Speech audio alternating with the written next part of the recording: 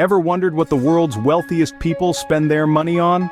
Let's take a dive into the opulent world of the super rich, starting with their favorite status symbol, yachts.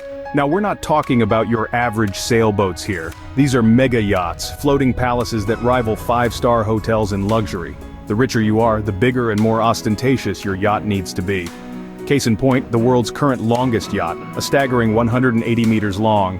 It's owned by a Saudi prince and cost around 500 million euros. And let's not forget, these yachts aren't just big, they're equipped with every luxury you can imagine. We're talking helicopter landing pads, personal submarines, and more. Clearly, when it comes to yachts, the sky's the limit, or should we say, the sea's the limit.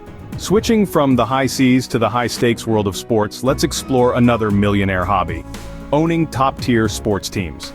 This isn't your average Sunday league team, we're talking about the big leagues. These teams come with price tags that make even millionaires blink. For instance, Steve Ballmer, the former CEO of Microsoft, didn't flinch when he bought the LA Clippers for a cool $2 billion back in 2014.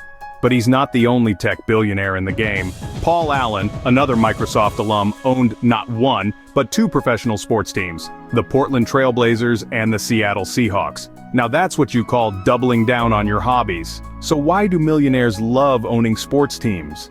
Perhaps it's the thrill of the competition, the roar of the crowd, or simply the status that comes with it. One thing is clear though, it seems like for the super rich, watching the game from the sidelines isn't enough. They want to own the game. From sports to the arts, the world's wealthiest also have a penchant for collecting masterpieces. Now, let's delve into the world of art collecting, a hobby that is as much about aesthetic appreciation as it is about financial investment. Consider Carlos Slim, the Mexican magnate who at one point was the wealthiest individual on the globe. His passion for art is as colossal as his wealth, owning an art collection that is estimated to be worth a staggering $700 million. His collection is a testament to his refined taste and his understanding of art as a valuable asset. Art collecting may seem like an extravagant hobby, but it's also a strategic move. Art pieces, especially those by renowned artists, often appreciate in value over time. In essence, the super rich are investing in beauty, history, and culture, while potentially increasing their wealth.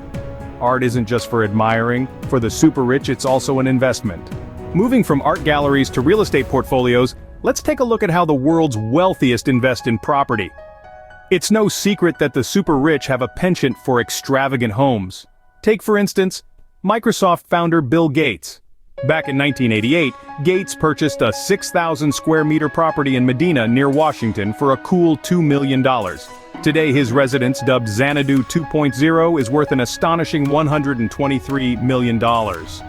Then there's Facebook CEO Mark Zuckerberg, who splurged a whopping $120 million on a sprawling property in Kauai. But these aren't just vanity purchases. Often, these investments serve strategic purposes. You see, when you're a millionaire, your home is your castle, and that castle needs a view. So, these moguls buy up neighboring properties to preserve their vistas and ensure their privacy. When you're a millionaire, it's not just about owning a home, it's about owning the view. Finally, let's gallop into the last hobby on our list, a sport that dates back to 600 BC, polo. Once a game of Persian nobility, it's now a favorite pastime among the world's wealthiest. It's not just about the thrill of chasing a small ball on horseback or the camaraderie among players. No, polo is much more than that. Polo is a symbol of status and prestige. It's the sport of kings, literally and figuratively. Owning a polo team or being a patron of the sport is akin to having your own kingdom. It's a world where power and elegance converge, and the super rich get to play their own Game of Thrones. But it's not all glamour and grandeur. Polo is a demanding sport, requiring skill, strategy, and a deep bond with your horse. It's a sport that celebrates tradition, power, and the spirit of competition. It seems that for the world's wealthiest, polo isn't just a game, it's a symbol of status and tradition.